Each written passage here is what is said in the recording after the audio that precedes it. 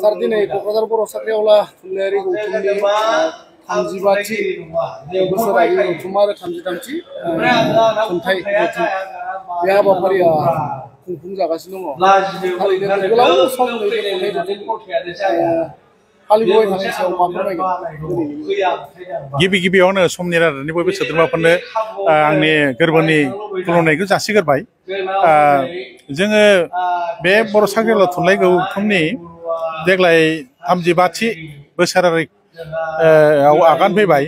जोङो बोसोरफ्रामबो बे बर' साख्रिआवला थुनलाइयारि गौथुमा सासे गेदेमा सुबुंनि मुङै जों खुङो।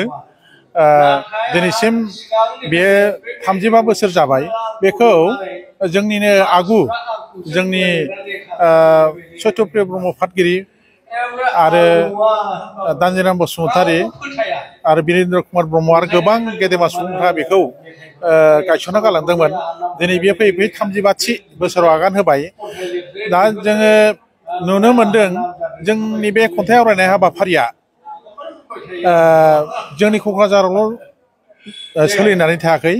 जोंनि बे खन्थाइ आवरायनायखौ नुनानै बा जेरै माने आलारि बाथिनि स्राङा खाथि खालायाव जेरै स्रांखौ बिलाइहरो, थिग बिदिनो जोंनि खन्थाइनि मोजां बाथ्रा, मोजां अनलायनाय बा समाजनि थाखाय माखासे मेसेजफ्रा जेरैबो सारलादों, बेखौ नोजोर होनानै नुयो।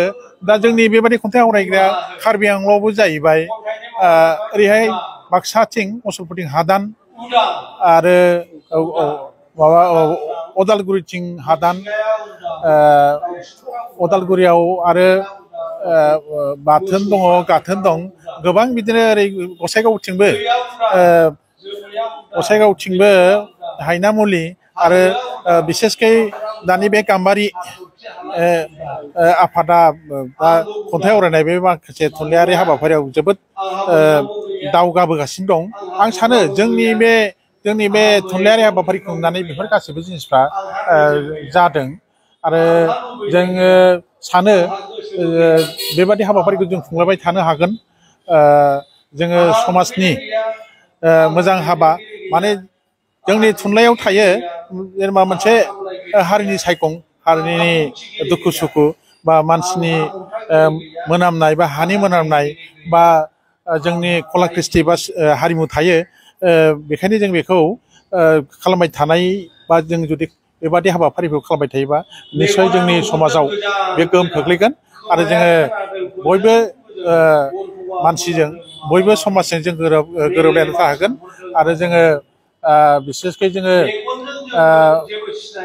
जों गोजोन आरो गावजों गाव अनलायनायखौ जोङो बयबो मानसिफोरनो बिलाइना होगोन होननानै आङो मोनसे बिसास दङ। सार दिनैनि समाव जों माखासे लाइमोनफोरखौ नुनो मोनो थुनलाइनि सायाव गोसो गैयैखौ नुनो मोनो। दा बे बेलायावहाय थुनलाइखौ जौगाहोनो थाखाय लाइमोनफोरखौ मा खावलायनो सानगोन? आङो बे समनि रादाबजों बेखौनो खावलायनो सानो, मोनसे समाव मख'नो गोनां, मोनसे समाव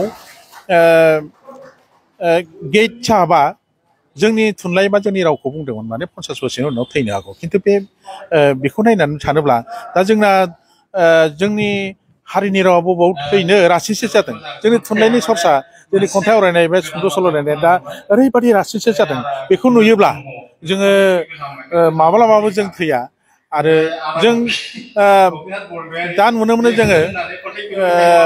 जोङो गोबाव सम एखमबा थाङो एखमबा थैयो, एखमबा थाङो एखमबा थैयो, हाजार बोसोर जालांबाय, गेजेराव थैहाबदों, गेजेराव थांहाबदों, गेजेराव थांहाबदों, खिन्थु जोंखौ फोथैथारनो हायाखै बा समा जोंखौ बुथारथारनो हायाखै। बेखौ सानो आङो जोंनि गेजेर जोंनि लाइमोनफोर बा जोंनि सुबुंफोरा गावनि रावखौ फोथांफिननो थाखाय ओरैबादि माने नाजायो आरो आं सानो बेफोर नाजानाय इसोरा आशीर्बाद होदों।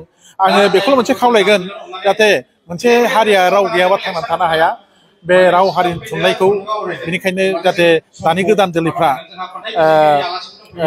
थुनलाइ हाबा आखायाव थुनलाइनि बे खन्थाइ लिरनाय एबा बिदिनो सल' फरायनाय बायदिसिना बेफोरबायदि थुनलाइयारि हाबाफारियाव जाहाथे नांथाबबाय थायोब्ला निस्सय जोंनि हारिया दस्रा गुबुन हारिफोरजोंबो समान समान थांगोन होननानै आं मोनसे गदुर बिसास दङ। नोंथाङा आगोल बुंलांबाय नैबे बर' साख्रिआवला थुनलाइयारि गौथुमा बोसोरफ्रोमबो गेदेमा सुबुंनि नामाव खालामदों होननानै बुङो देग्लाय सोरनि मुङावहाय गोसोखांथियाव नैबे खन्थाइ गौथुमखौ देग्लाय जोङो देग्लायनि बे 32थि बर' साख्रिआवला थुनलाइयारि गौथुमनि बोसोरारि खुंथायखौ जों सुंद' सल'नि सम्राट नीलकमल ब्रह्मनि मुङै जों खुंदों। दा हयथ' बांसिनानो मोनथिया जानो हागौ सासे सुंद' सल'ल' नङामोन जोंना बे नीलकमल ब्रह्म सारा बेयो दासिम मिथिनो मोनै आं दिनैसिम मिथि मोनदों 24था खन्थाइ लिरना गालांदों बेयो।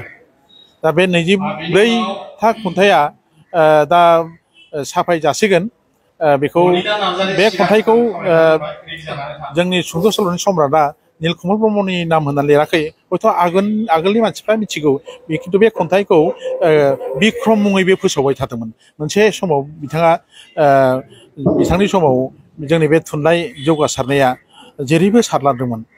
गोजोन्थों।